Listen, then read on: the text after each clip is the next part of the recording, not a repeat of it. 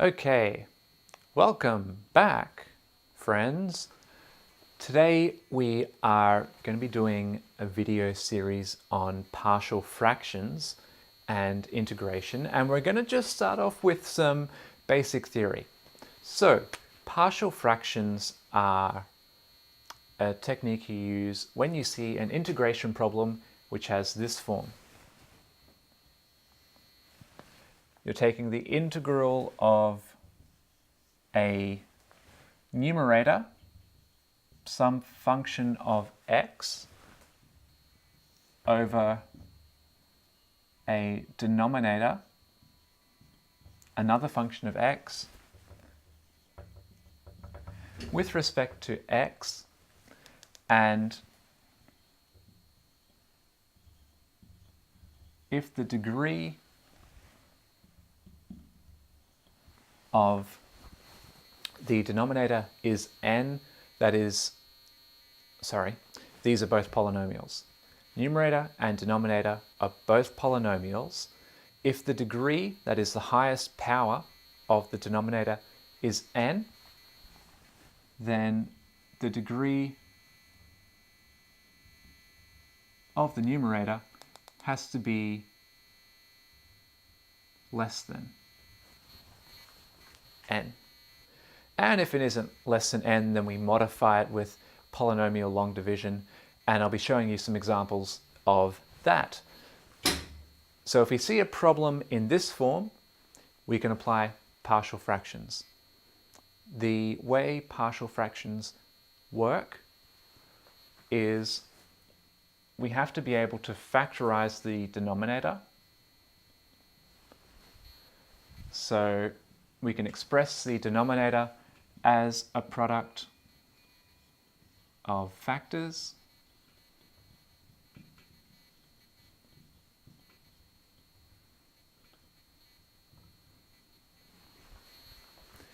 since it's degree n, there will be n factors. So if this was a quadratic denominator, there would be 2 factors, since the degree would be 2.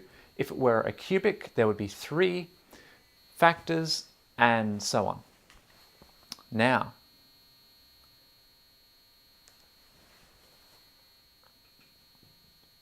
our fraction that we're looking at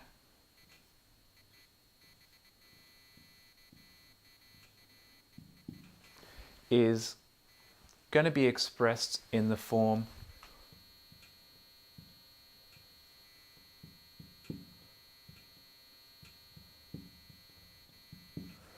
of a constant divided by the first factor plus a constant divided by the second factor, and so on and so on.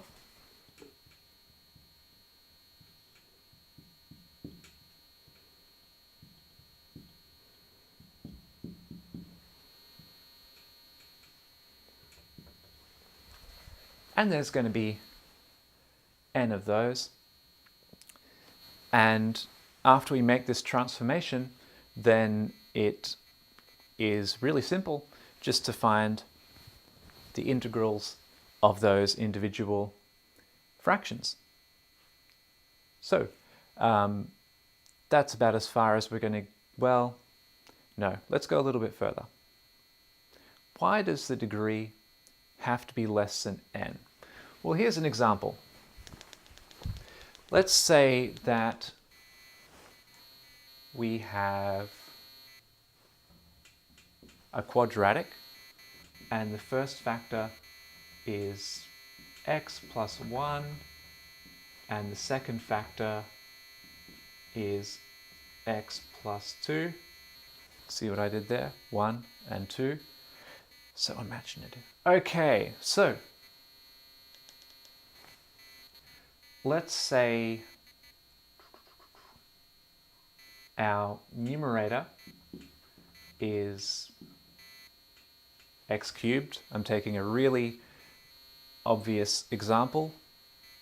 The degree of the denominator is going to be 2. Degree of the numerator is going to be 3. So I'm going to show you why this can't possibly work. So we have x to the power of 3 over x plus 1 times x plus 2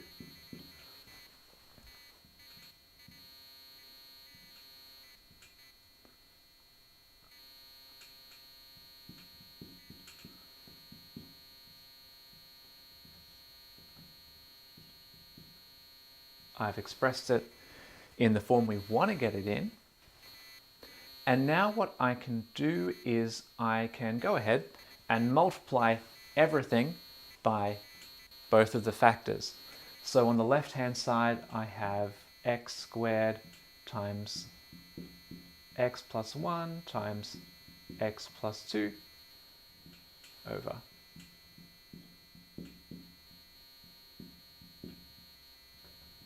the factors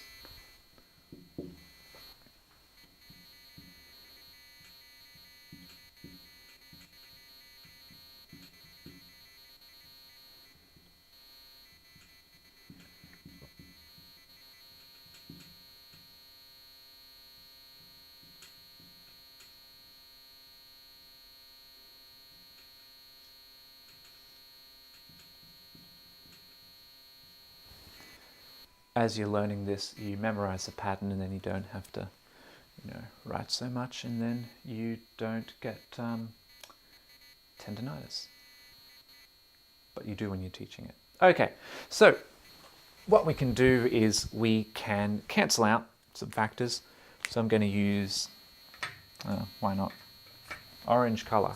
I hope this isn't I hope I'm not using too much variety here. So x plus 1 cancels out. Here we have x plus 2 on the top and bottom, so that can cancel out.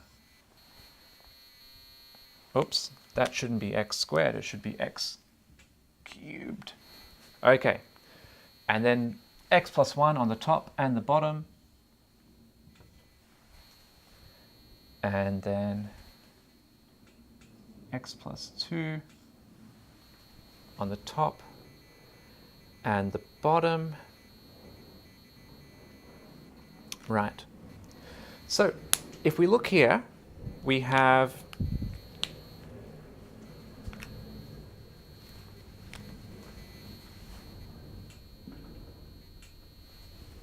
x cubed on the left and something times x plus 1 on the right, and something else times, not x plus 1, x plus 2, and something else times x plus 1 on the right.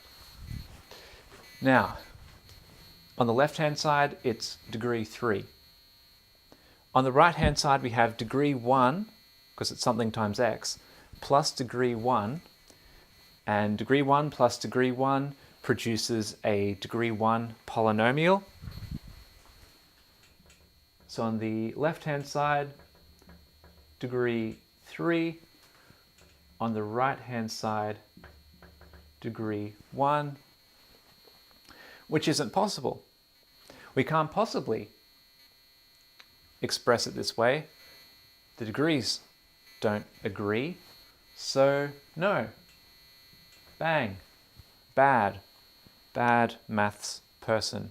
You, in this case, would have to do some division, which I'll be going through in a later video. So that's just a grounding in the theory of partial fractions.